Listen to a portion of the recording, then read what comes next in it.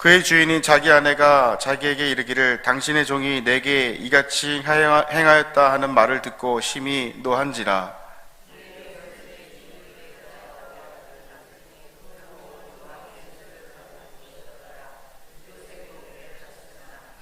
여호와께서 요셉과 함께 하시고 그에게 인자를 더하사 간수장에게 은혜를 받게 하시매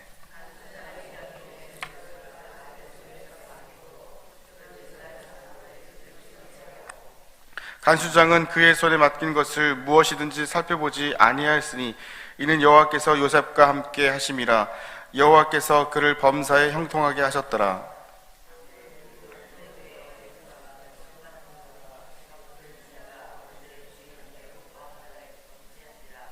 바로가 그 두 관원장 곧 술 맡은 관원장과 떡 굽는 관원장에게 노하여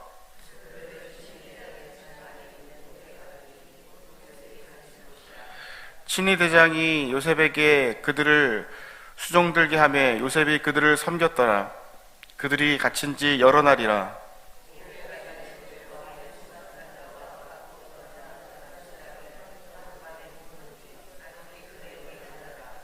아침에 요셉이 들어가 보니 그들에게 근심의 빛이 있는지라.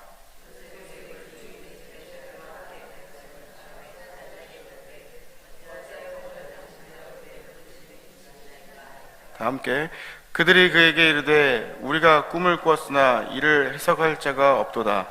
요셉이 그들에게 이르되 해석은 하나님께 있지 아니하니까 청하건대 내게 이르소서. 아멘. 저는 여러 전에 프랑스의 루브르 박물관을 방문한 적이 있습니다. 여러 작품을 보다가 사람들이 이렇게 막 모여 있더라고요. 그래서 가까이 가보니까 레오나르도 다빈치의 모나리자였습니다.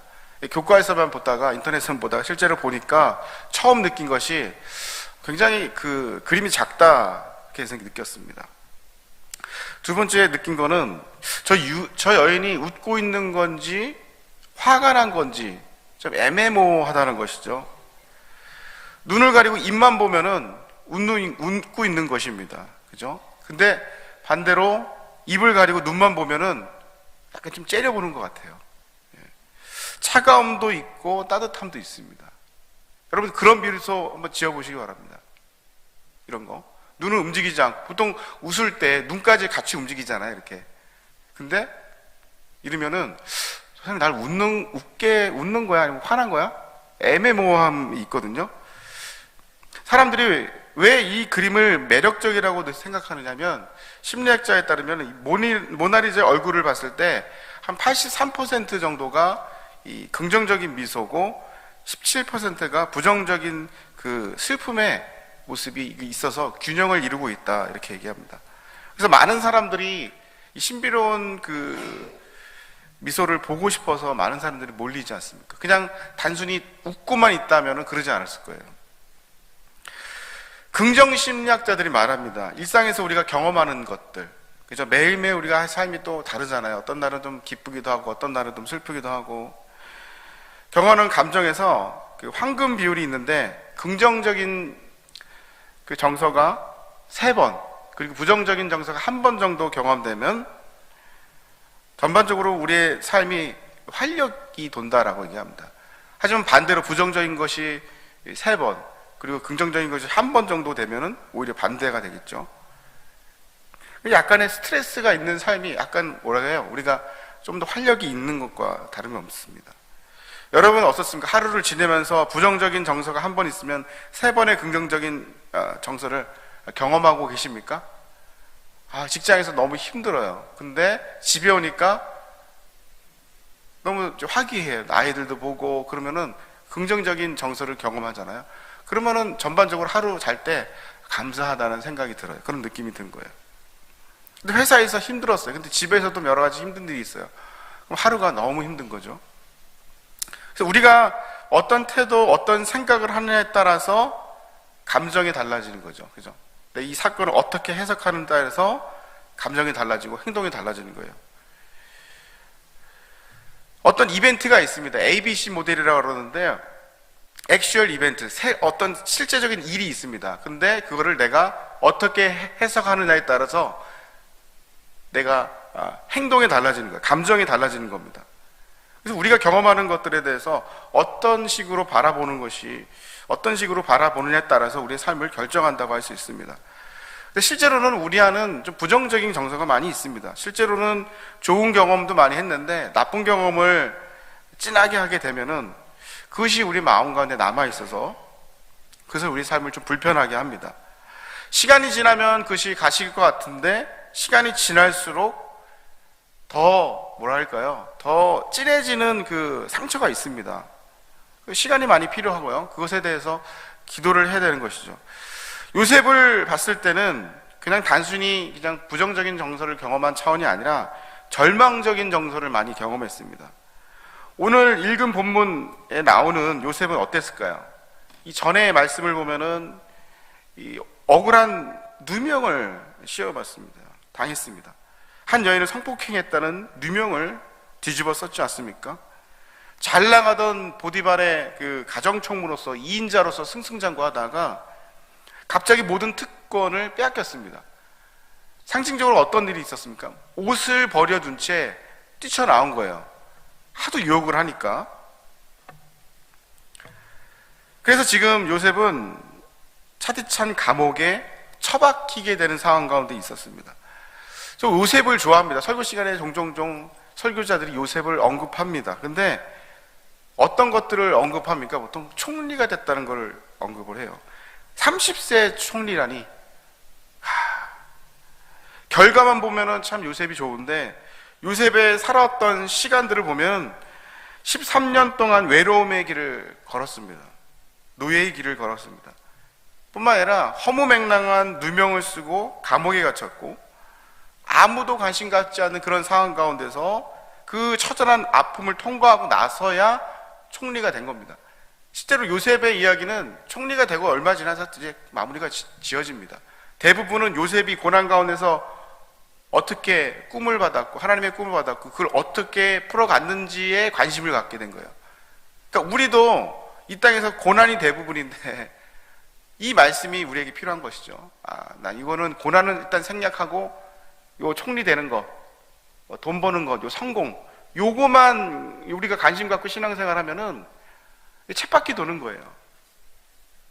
그냥 아편 같죠, 아편.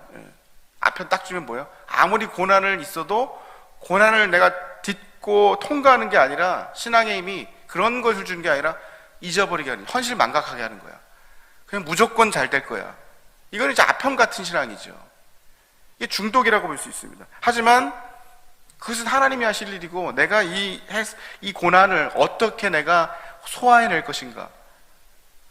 아무리 힘들어도 내가 그것을 삶의 고난을 소화하고 잘 해석하기만 하면은 그래서 우리가 우리의 삶을 우리의 신앙을 성숙하게 하는 그런 자료가 된다는 것이죠. 우리는 성공 과정에서 아파하고 힘들어했던 그 요셉의 모습은 쉽게 잊어버립니다. 아니 잊어버리라고 하는 게 아니라 자연적으로 생각을 잘 안 하죠. 우리가 신앙생활에 어떻게 보면 가장 중요한 것은 십자가인데 십자가 없는 부활은 있을 수가 없죠. 십자가 없는 부활을 강조하는 그런 신앙은 가짜일 수밖에 없습니다. 과정이 없는 결과 있을 수 있습니까? 많은 사람들이 명문대에 들어가고 싶지만 인내 과정, 공부의 그 과정을 거치지 않고 들어가려고 한다면 별로 좋은 패턴은 아닙니다. 요셉은 참 마음이 상하고 원망을 많이 했을 거예요. 아마 그동안 걸어왔던 그 인생의 그 모든 세월들이 주마등처럼 파노라마처럼 스쳐 지나갈 것입니다. 근데 놀랍게 보면은 요셉이 불평하거나 원망하지 않았다. 원망한 것을 성경에서는 찾아볼 수 없습니다. 근데 저는 보면은 다만 기록이 되지 않았을 뿐입니다. 그렇게 생각해요. 많은 사람들이 성경에 나오는 사람 너무 우상화하거든요. 똑같아요. 우리가 성경과 똑같아요.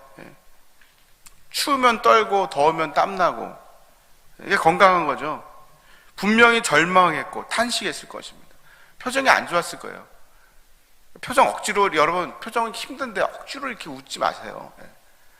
표정이 힘들면 힘든 대로 나 힘들어. 솔직한 게 좋아요.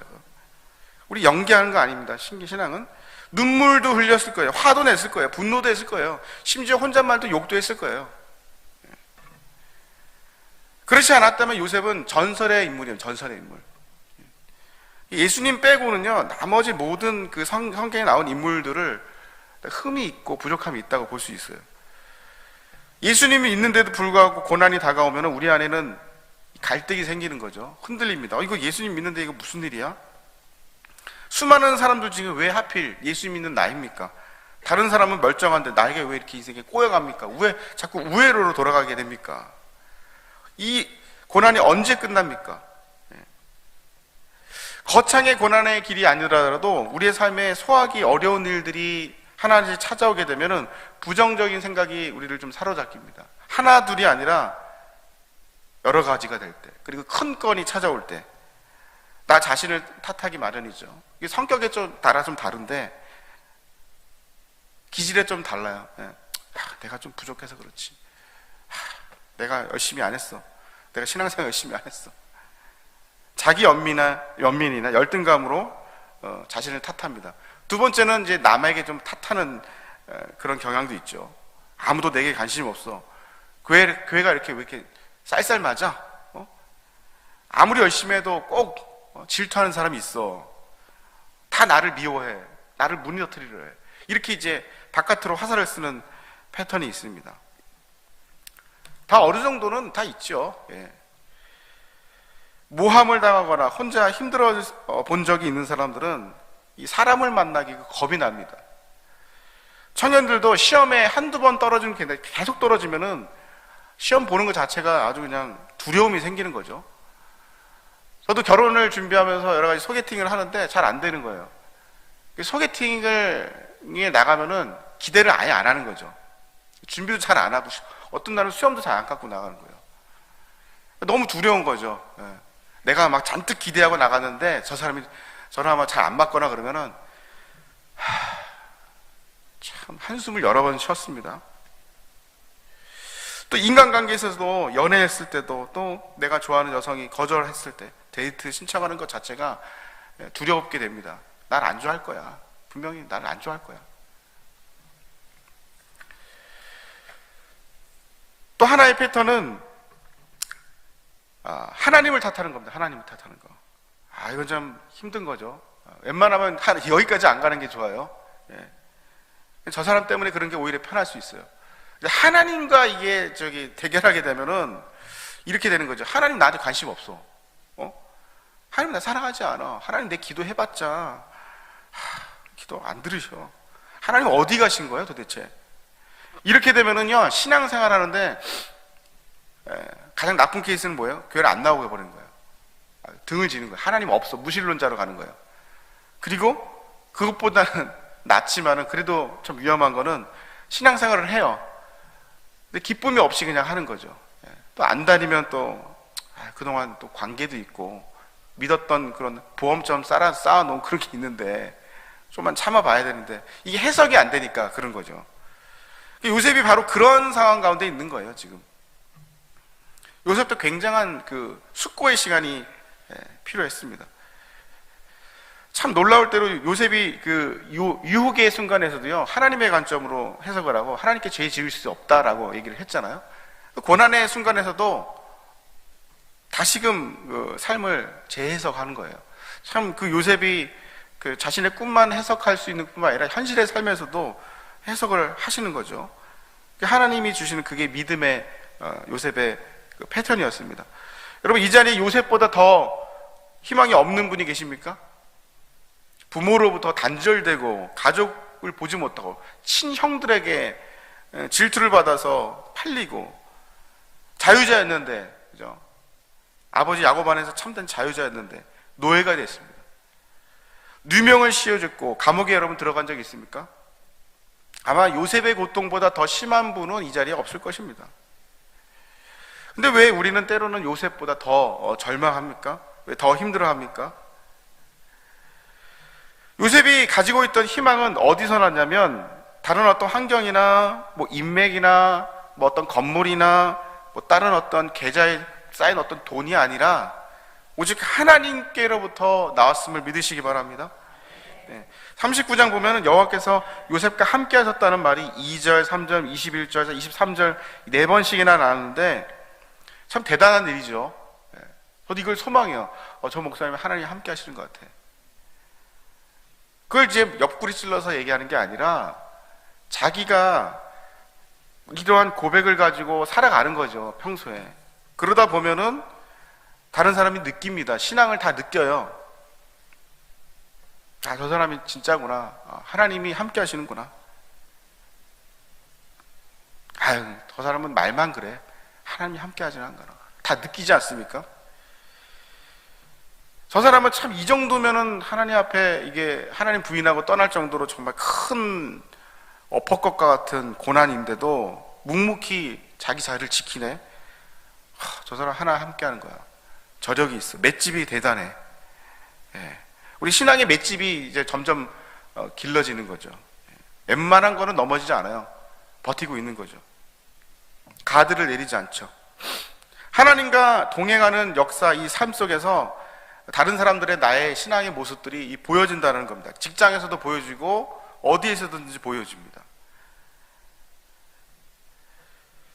사람들이 두려워하는 것은 다른 사람들로부터 잊혀지는 것인데, 요셉은 하나님이 자기를 잊지 않고 있다는 것을 믿고 있었습니다. 왜냐하면 하나님으로부터 받은 꿈 때문에 그랬을까요? 꿈이 어떤 이미지가 중요하긴 한데 그 이미지를 누가 줬습니까? 하나님이 주신 거예요. 하나님이 꿈을 만들어 주신 거예요.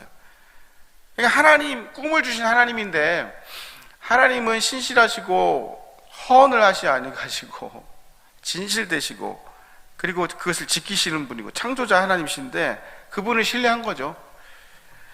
우리는 시공간에 붙잡혀 있습니다. 지금 요셉도 얼마나 되지 않은 자그마한 이 감옥 속에서 시설이 얼마나 안 좋았을까요? 거기서 이제 붙들려 있던 거죠.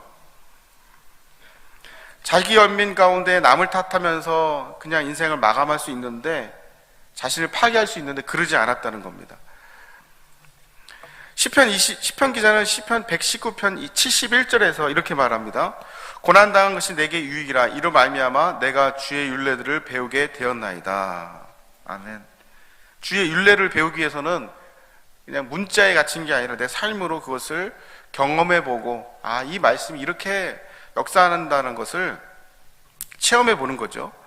고난당하는 것이 자신에게 유익이다. 고난을 당하지 않았고 내가 승승장구만 했다면 요셉이 되었을까?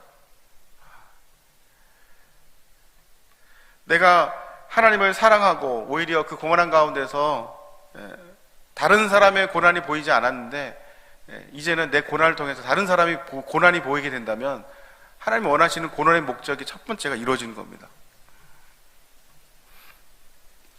저희 형이 삼수를 하고 이제 대학을 들어갔는데 교회에서 다른 권사님의 자녀들이 승승장구하는 거예요.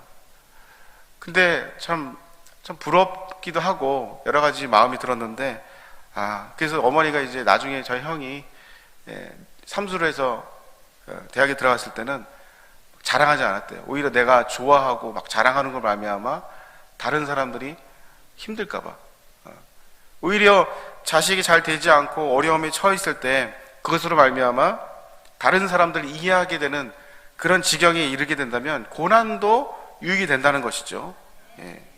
내 자녀가 잘 안 돼. 근데 다른 자녀가 안 되고 있어. 내가 자녀가 안 되는 만큼 저 부모님도 힘들 거야. 그 마음을 가지고 우리가 살아가게 된다면 우리가 요셉이 되는 거예요. 요셉은 지금 감옥에 갇혔지만 그의 영혼은 꿈틀꿈틀 살아 있었습니다. 부정적인 경험 큰 거 한 방을 맞았죠. 근데 긍정적인 정서가 슬금슬금 올라왔습니다. 처음에는 뭐 분노도 있었고 원망도 있었고 했겠지만 점점 꿈을 주신 하나님이 그의 마음의 정서를 지배하게 된 거예요.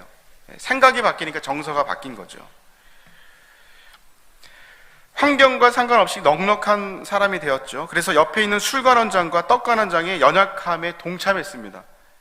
그들을 위로해 줄 수 있는 위로자가 되었습니다. 한마디로 상담을 해준 거예요. 창세기 40장 7절에 보니까 이런 말씀이 있습니다. 시작. 요셉이 그 주인의 집에 자기와 함께 갇힌 바로의 신하들에게 묻되 어찌하여 오늘 당신들의 얼굴에 근심의 빛이 있나이까. 아멘. 자신도 근심의 빛이 있으면서 활짝활짝 웃었겠습니까? 그냥 뭐 어느 정도 편안한 가운데 평안을 유지했겠죠. 힘들면서도.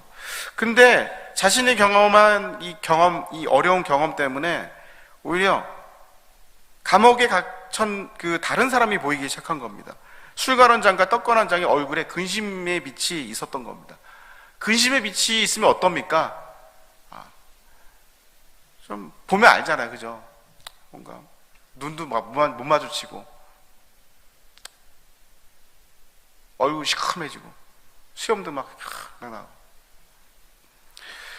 요셉은 그들의 얼굴빛을 염려하면서 배려하는 마음으로, 연민의 마음으로 그들에게 다가갔습니다.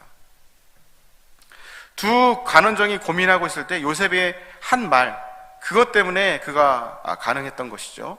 40장 8절 말씀 한번 읽어보겠습니다. 시작.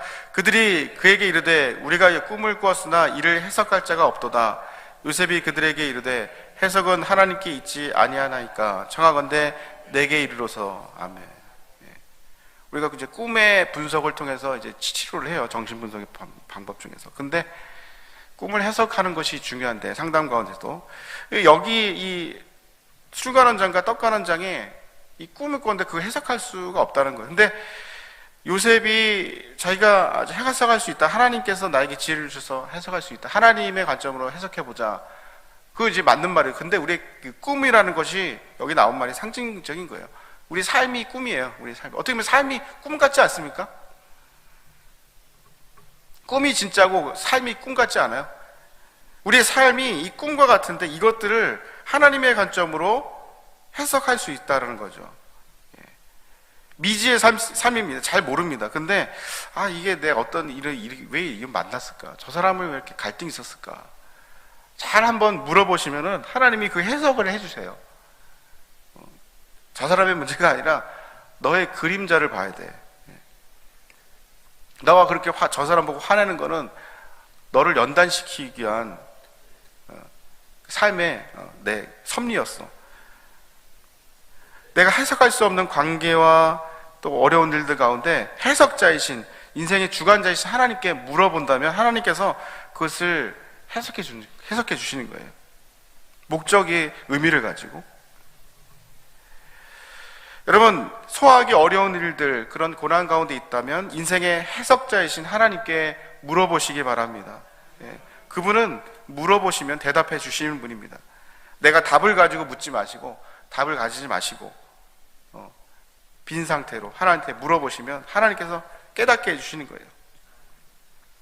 슬프게 하고 외롭게 하고 분노하게 하는 그런 것들, 그런 것이 우리를 억누르기 때문에 우리를 부자연스럽게 하고 불편하게 합니다.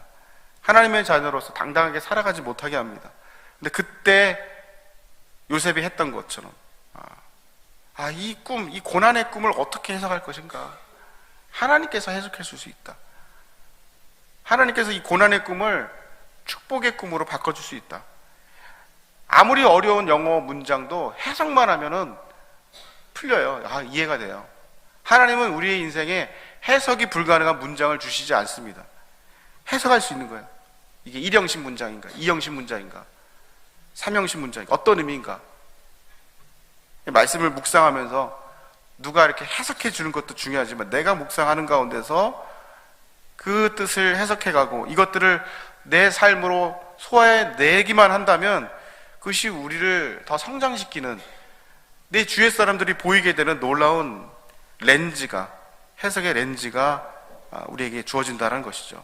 내가 고난을 통해서 나중에 대박이 나고 총리가 되고 그런 거는 하나님이 해주시기 때문에 꿈꾸지 마세요. 그렇게 안 된 분들 굉장히 많아요. 중요한 거는 내가 지금 이렇게 고난 가운데 어떻게 살아가는가, 그것이 가장 중요하다는 것이죠. 과정을 하나님께서는 더 중요시 여깁니다. 결과보다도요, 신앙은 과정입니다. 그래서 요셉은 삶의 과정을 더 많이 기록해놨어요. 총리가 되는 반짝반짝한 삶은 딱 몇 마디 하고 끝났어요. 그냥 이렇게. 총리가 된 것도 왜 합니까? 화해하기 위해서.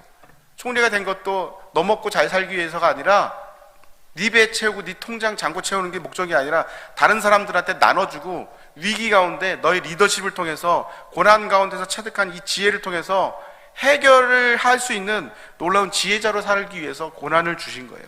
그리고 화해할 수 있도록, 그리고 나중에 예수 그리스도의 어떤 보여주는 어떤 인물로서 이렇게 나타난 거죠. 예수님은 이 모든 것들을 완벽하게 이루셨습니다. 고난 가운데 십자가를 묵묵히 지시고 그가 모든 십자가를 자신의 죄로 짊어지심으로 말미암아 화해의 사역을 이루었고, 그를 믿는 자에게 모든 것들을 이루어 주시는, 오히려 총리보다 더 높은 하나님의 자녀의 자리를 우리에게 앉혀주신 거예요. 여러분의 삶의 자리에 뭔가 안 되고 있고 내가 원하는 스피드로 속도로 나가지 않는다고 했을 때에 안절부절한다거나 어떤 끝에 주어지는 어떤 하나님 주시는 그런 신기루 반짝반짝한 것들을 꿈꾸지 마시고 지금 이 순간 내 감옥 가운데서 내 옆에 있는 사람을 한번 돌아보시고 내가 경험한 하나님을 그 사람들에게 전할 수 있다면 여러분들은 이 땅의 요셉으로 살아가고 계신 줄 믿습니다. 예수님의 발자취를 따라가고 계신 줄 믿습니다. 내 인생의 주관자이시고 해석자이신 하나님께 모든 걸 맡기고 모든 내용들, 우리의 삶의 내용들을 해석하고 소화낼 수 있는 우리 모두가 되시기를 주님의 이름으로 축복합니다.